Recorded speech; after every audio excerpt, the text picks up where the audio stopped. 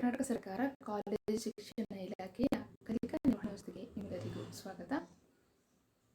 ನಾವು ಈ ದಿನ economics of development and planning ಪೇಪರ್ನ ಕೊನೆಯ ಅಧ್ಯಾಯವಾದಂತಹ ಎಕನಾಮಿಕ್ ಪ್ಲಾನಿಂಗ್ ಆರ್ಥಿಕ ಯೋಜನೆ ಎನ್ನುವಂತಹ ಅಧ್ಯಾಯದ ಕೆಲವೊಂದು ಪರಿಕಲ್ಪನೆಗಳನ್ನು ಇಂದಿನ ತರಗತಿಯಿಂದ ಅಭ್ಯಾಸ ಮಾಡೋಣ. ಈ ದಿನ ಪ್ಲಾನಿಂಗ್ನ meaning, need of planning and objectives of plannings ಅನ್ನೋ ಬಗ್ಗೆ ತಿಳಿಯೋಣ. ಯೋಜನೆ ಅಂತ ಅಂದರೆ ಏನು? ಯೋಜನೆಯ ಅವಶ್ಯಕತೆ ಒಂದು ಆರ್ಥಿಕತೆಯ ಅಭಿವೃದ್ಧಿಯಲ್ಲಿ ಯಾಕೆ ಇರುತ್ತೆ ಮತ್ತು ಯೋಜನೆಯ ಉದ್ದೇಶಗಳು ಯಾವ್ಯಾವು ಅನ್ನೋದನ್ನು ನಾವು ಅರ್ಥ ಮಾಡಿಕೊಳ್ಳುವಂತಹ ಪ್ರಯತ್ನವನ್ನು ಮಾಡೋಣ. Economic planning is often regarded as technique of managing an economy. ಒಂದು ಆರ್ಥಿಕತೆಯನ್ನು ನಿರ್ವಹಿಸಬೇಕು ಅಂತ ಹೇಳಿದರೆ, ಒಂದು ಆರ್ಥಿಕತೆಯನ್ನು ಸುಗಮ ದಾರಿಗೆ ಕೊಂಡೊಯ್ಯಬೇಕು ಅಂತ ಹೇಳಿದರೆ, ಆರ್ಥಿಕ ಅಭಿವೃದ್ಧಿಯ ಹಂತವನ್ನು ತಲುಪೋದಕ್ಕೆ ಒಂದು ತಾಂತ್ರಿಕ ಅಂಶವೇ ಅಥವಾ ಒಂದು ತಾಂತ್ರಿಕವಾದಂತಹ ಪರಿಕಲ್ಪನೆಯನ್ನು ನಾವು ಪ್ಲ್ಯಾನಿಂಗ್ ಅಂಥೇಳಿ ಕರಿಬೋದು. ಹಾಗಾಗಿ ಯೋಜನೆ ಅಥವಾ ಪ್ಲಾನಿಂಗ್ ಅನ್ನುವಂಥದ್ದು ಒಂದು ಸ್ಟ್ರಾಟಜಿಯನ್ನು ಒಳಗೊಂಡಿರುತ್ತೆ.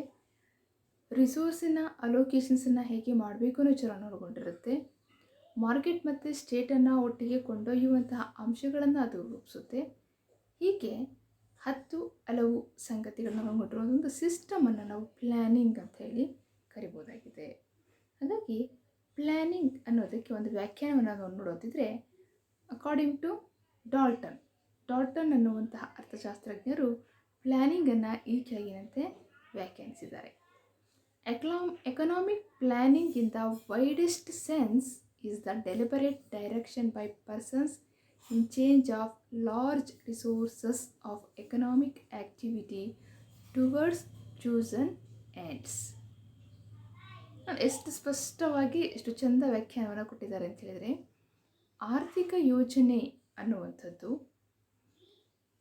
ಆರ್ಥಿಕತೆಯಲ್ಲಿ ಲಭ್ಯವಿರುವಂತಹ ಬೃಹತ್ ಸಂಪನ್ಮೂಲಗಳನ್ನು ಆರ್ಥಿಕ ಚಟುವಟಿಕೆಯ ಅಂದರೆ ಅಂತಿಮ ಆರ್ಥಿಕ ಚಟುವಟಿಕೆಯ ಕಡೆಗೆ ಕರೆದೊಯ್ಯುವಂತಹ, ಅದನ್ನು ಆಯ್ಕೆ ಮಾಡಿಕೊಳ್ಳುವಂತಹ ದಿಕ್ಕಿನ ಕಡೆಗೆ ಹೊರಳಿಸುವಂತಹ ಒಂದು ಪ್ರಯತ್ನವನ್ನು, ಒಂದು ವಿಶಾಲವಾದಂತಹ ಒಂದು ಪರಿಕಲ್ಪನೆಯನ್ನು, ತಾಂತ್ರಿಕತೆಯನ್ನು ನಾವು ಆರ್ಥಿಕ ಯೋಜನೆ ಅಂತ ಕರಿಬೋದು ಅಂತ ಹೇಳ್ತಾರೆ. ಅಂದರೆ ದೇಶದಲ್ಲಿ ಲಭ್ಯವಿರುವಂತಹ ಸಂಪನ್ಮೂಲಗಳನ್ನು ಅಂತಿಮವಾಗಿ ಅವುಗಳ ಒಂದು ಸಾಧನೆಗೆ ಅಥವಾ ಅಂತಿಮವಾಗಿ ಆರ್ಥಿಕತೆಯ ಸಾಧನೆಗೆ ನೆರವಾಗುವಂತೆ ಬಳಸಿಕೊಳ್ಳುವಂತಹ ಒಂದು ಪ್ರಕ್ರಿಯೆ.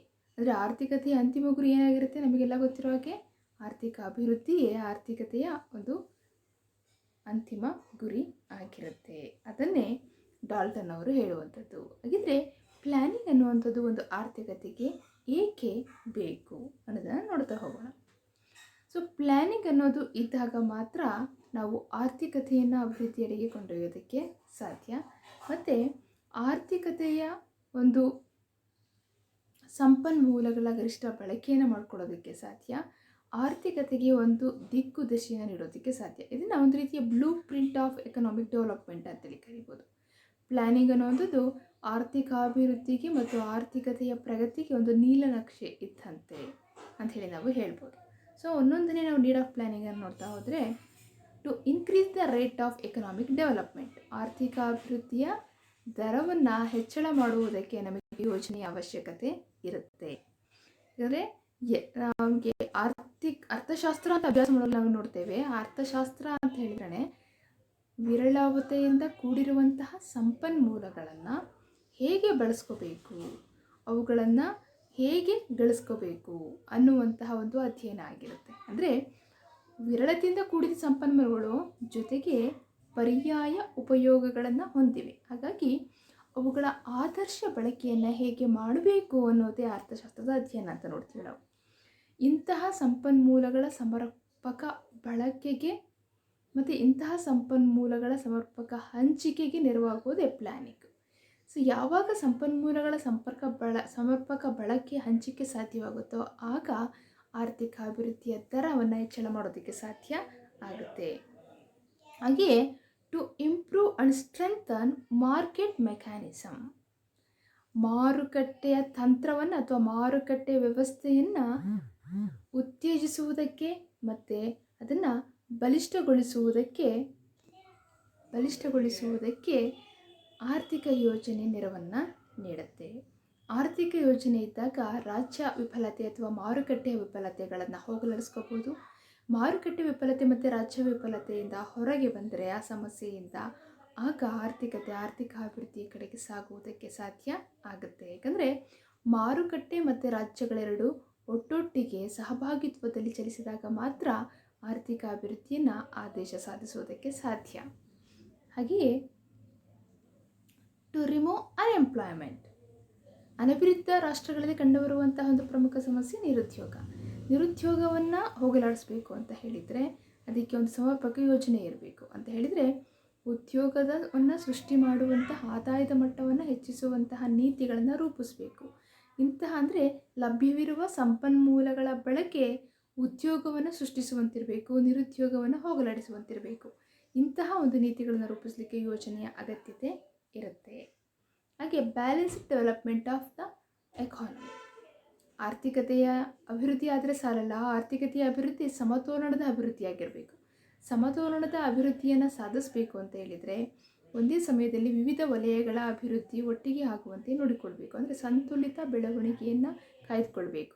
ಕೃಷಿ ಮತ್ತು ಕೈಗಾರಿಕಾ ಕ್ಷೇತ್ರದಲ್ಲಿನ ಸಮತೋಲನ, ಆಂತರಿಕ ಮತ್ತು ವಿದೇಶಿ ವ್ಯಾಪಾರದ ನಡುವಿನ ಸಮತೋಲನ, ಉಳಿತಾಯ ಹೂಡಿಕೆ ನಡುವಿನ ಸಮತೋಲನ, ಬೇಡಿಕೆ ಪೂರೈಕೆ ನಡುವಿನ ಸಮತೋಲನ, ಹೀಗೆ ವಿವಿಧ ಸಂಗತಿಗಳ ನಡುವಿನ ಸಮತೋಲನವನ್ನು ಕಾಯ್ದುಕೊಳ್ಳೋದಕ್ಕೆ ಯೋಜನೆಯ ಅವಶ್ಯಕತೆ ಇರುತ್ತೆ. ಹಾಗೆಯೇ development of agricultural industrial sectors, ಹಾಗೆಯೇ ಕೃಷಿ ಮತ್ತು ಕೈಗಾರಿಕಾ ವಲಯಗಳ ಅಭಿವೃದ್ಧಿಗೆ ನೆರವಾಗುವಂತಹ ಹಲವು ಯೋಜನೆಗಳನ್ನು ಹಾಕಿಕೊಡಬೇಕಾಗತ್ತೆ.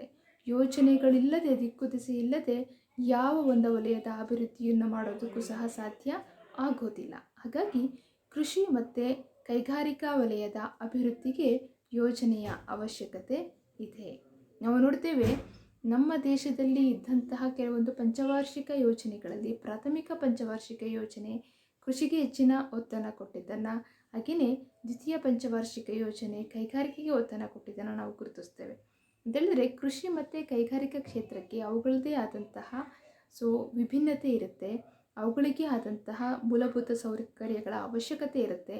ಅವುಗಳನ್ನು ಪೂರೈಸುವಂತಹ ವ್ಯವಸ್ಥೆಯನ್ನು ಯೋಜನೆಗಳ ಮೂಲಕ ಮಾಡಬೇಕಾಗಿರುತ್ತೆ. ಹಾಗೆ ಡೆವಲಪ್ಮೆಂಟ್ ಆಫ್ ಇನ್ಫ್ರಾಸ್ಟ್ರಕ್ಚರ್ಸ್, ನಾನು ಹೇಳಿದಾಗೆ ಸೋಷಿಯಲ್ ಆ್ಯಂಡ್ ಎಕನಾಮಿಕ್ ಓವರ್ ಹೆಡ್ಸ್ಗಳನ್ನು ಡೆವಲಪ್ ಮಾಡೋದ್ರಿಂದ ಆರ್ಥಿಕ ಅಭಿವೃದ್ಧಿಯ ಕಾರ್ಯ ಸುಗಮಗೊಳ್ಳುತ್ತೆ. ಹಾಗಾಗಿ ಇಂತಹ ಮೂಲಭೂತ ಸೌಕರ್ಯಗಳ ಅಭಿವೃದ್ಧಿ, ಮೂಲಭೂತ ಸೌಕರ್ಯಗಳಂತ ಹೇಳಿದಾಗ ಅದು ರಸ್ತೆ ಸಾರಿಗೆ ಇರ್ಬೋದು, ರೈಲ್ವೆ ಸಾರಿಗೆ ಇರ್ಬೋದು, ವಾಯು ಸಾರಿಗೆ ಇರ್ಬೋದು, ಹಾಗೆಯೇ ರಸ್ತೆಗಳ ನಿರ್ಮಾಣ, ಕಟ್ಟಡಗಳ ನಿರ್ಮಾಣ ಮತ್ತು ಚಾನಲ್ಗಳು, ನೀರಾವರಿ ಸೌಲಭ್ಯ, ವಿದ್ಯುತ್ ಶಕ್ತಿ, ಹಾಗೆಯೇ ಶಿಕ್ಷಣ, ಆರೋಗ್ಯ ಕ್ಷೇತ್ರಗಳಲ್ಲಿ ಒಂದಷ್ಟು ಬದಲಾವಣೆಗಳು, ಇಂತಹದ್ರಲ್ಲಿ ಯಾವುದಕ್ಕೆ ಪ್ರಾಥಮಿಕವಾಗಿ ಹೂಡಿಕೆ ಮಾಡಿದರೆ ಒಳ್ಳೆಯದು. ನಾವು ಒಂದಷ್ಟು ಸಿದ್ಧಾಂತಗಳನ್ನು ನೋಡ್ಕೊಂಡು ಬಂದ್ವಿ. ಯಾವುದು ಅಸಮತೋಲನ ಸಿದ್ಧಾಂತ ನೋಡಿದ್ವಿ, ಸಮತೋಲನ ಸಿದ್ಧಾಂತ ನೋಡಿದ್ವಿ.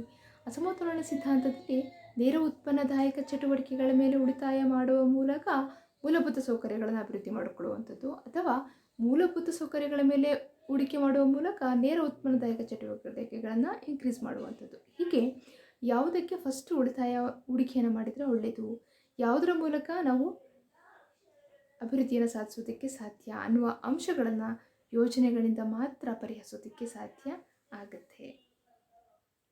ಹಾಗೆಯೇ development of money and capital markets, ಹಣ ಮತ್ತು ಬಂಡವಾಳದ ಮಾರುಕಟ್ಟೆಗಳ ಅಭಿವೃದ್ಧಿ ಆಗಬೇಕು ಅಂತ ಹೇಳಿದರೆ ಅಭಿವೃದ್ಧಿಗೆ ನೆರವಾಗುವುದಕ್ಕೆ ಕೆಲವೊಂದು ಆರ್ಥಿಕ ಯೋಜನೆಗಳ ಅವಶ್ಯಕತೆ ಇರುತ್ತೆ. ಆರ್ಥಿಕ ಯೋಜನೆಗಳು ಉತ್ತಮವಾಗಿ ಕಾರ್ಯವನ್ನು ನಿರ್ವಹಿಸಿದರೆ ಅಥವಾ ಆರ್ಥಿಕ ಯೋಜನೆಗಳ ರೂಪುರೇಷೆ ಸರಿಯಾಗಿದ್ದರೆ ಆಗ ಅದು ಹಣ ಮತ್ತು ಬಂಡವಾಳ ಮಾರುಕಟ್ಟೆಯ ಅಭಿವೃದ್ಧಿಗೆ ನೆರವಾಗುತ್ತೆ. ಹಾಗೆ ರಿಮೂವ್ ಪಾವರ್ಟಿ ಆ್ಯಂಡ್ ಇನ್ಇಕ್ವಾಲಿಟೀಸ್, ಅನಭಿವೃದ್ಧಿ ರಾಷ್ಟ್ರಗಳಲ್ಲಿ ಇರುವಂತಹ ಬಡತನ ಮತ್ತು ಅಸಮಾನತೆಗಳನ್ನು ನಿವಾರಿಸಬೇಕು ಅಂತ ಹೇಳಿದರೆ ಅದಕ್ಕೆ ಯೋಜನೆಗಳ ಅವಶ್ಯಕತೆ ಇರುತ್ತೆ. ಅಂದರೆ ಲಭ್ಯವಿರುವಂತಹ ಆದಾಯವನ್ನು ಸಮಾನವಾಗಿ ಹಂಚಿಕೆ ಮಾಡುವಂಥದ್ದು, ಅಂದರೆ ಆದಾಯದ ಸಮಾನ ಹಂಚಿಕೆಗೆ ತಕ್ಕಂತಹ ತೆರಿಗೆಯ ನೀತಿಗಳನ್ನು ಯೋಜನೆಗಳನ್ನು ರೂಪಿಸಬೇಕಾಗಿರುತ್ತೆ. ಹಾಗೆಯೇ ಬಡತನ ನಿರ್ಮೂಲನದ ಕಾರ್ಯಕ್ರಮಗಳನ್ನು ಹಮ್ಮಿಕೊಳ್ಳುವಂಥದ್ದು, ಆಹಾರ ಭದ್ರತೆಯನ್ನು ಒದಗಿಸುವಂಥದ್ದು, ಹಸಿವು ಮುಕ್ತ ರಾಷ್ಟ್ರಗಳನ್ನಾಗಿ ರೂಪಿಸುವಂಥದ್ದು, ಇಂತಹ ಒಂದು ಕಾರ್ಯಗಳನ್ನು ಕೈಗೊಳ್ಳಬೇಕು ಅಂತ ಹೇಳಿದರೆ ಅವಕ್ಕೆ ಸೂಕ್ತ ಯೋಜನೆಗಳ ಅವಶ್ಯಕತೆ ಇರುತ್ತೆ. ಸೊ ಇದಿಷ್ಟು ಯಾಕೆ ಯೋಜನೆಗಳು ಆರ್ಥಿಕತೆಯಲ್ಲಿ ಅವಶ್ಯಕ ಅನ್ನೋದನ್ನು ನಾವು ನೋಡಿದ್ವಿ ಅಂತ ಹೇಳಿದ್ರೆ, ನಿರುದ್ಯೋಗ, ಬಡತನ, ಅಸಮಾನತೆ ಇಂಥವುಗಳನ್ನು ಹೋಗಲಾಡಿಸಿ ಕೃಷಿ, ಕೈಗಾರಿಕೆ, ಮೂಲಭೂತ ಸೌಕರ್ಯಗಳಲ್ಲಿ ಹೆಚ್ಚಳವನ್ನು ಅಥವಾ ಅಭಿವೃದ್ಧಿಯನ್ನು ಕಾಯ್ದುಕೊಳ್ಬೇಕು ಅಂತ ಹೇಳಿದರೆ ಆರ್ಥಿಕ ಯೋಜನೆಯ ಅವಶ್ಯಕತೆ ಇದೆ ಅನ್ನುವಂತಹ ಅಂಶ ನಮಗೆ ಸ್ಪಷ್ಟವಾಗಿದೆ. ಹಾಗಾದರೆ ಆರ್ಥಿಕ ಯೋಜನೆ ಯಾವೆಲ್ಲ ಉದ್ದೇಶಗಳನ್ನು ಒಳಗೊಂಡಿದೆ? To increase national income and per capita income. ಆರ್ಥಿಕ ಯೋಜನೆಯ ಪ್ರಮುಖ ಉದ್ದೇಶ ರಾಷ್ಟ್ರೀಯ ಆದಾಯವನ್ನು ಮತ್ತು ತಲಾದಾಯವನ್ನು ಹೆಚ್ಚಿಸುವುದಾಗಿರುತ್ತೆ. ಹಾಗೆಯೇ ಟು ಎಕ್ಸ್ಪ್ಯಾಂಡ್ ಎಂಪ್ಲಾಯ್ಮೆಂಟ್ ಆಪರ್ಚುನಿಟೀಸ್, ಉದ್ಯೋಗವನ್ನು ಸೃಷ್ಟಿಸುವಂತಹ ಯೋಜನೆಗಳನ್ನು ರೂಪಿಸುವಂಥದ್ದು ಅಥವಾ ಉದ್ಯೋಗದ ಅವಕಾಶಗಳನ್ನು ಹೆಚ್ಚಿಸುವಂತಹ, ವಿಸ್ತರಿಸುವಂತಹ ಉದ್ದೇಶವನ್ನು ಆರ್ಥಿಕ ಯೋಜನೆಗಳು ಒಳಗೊಂಡಿರುತ್ತೆ.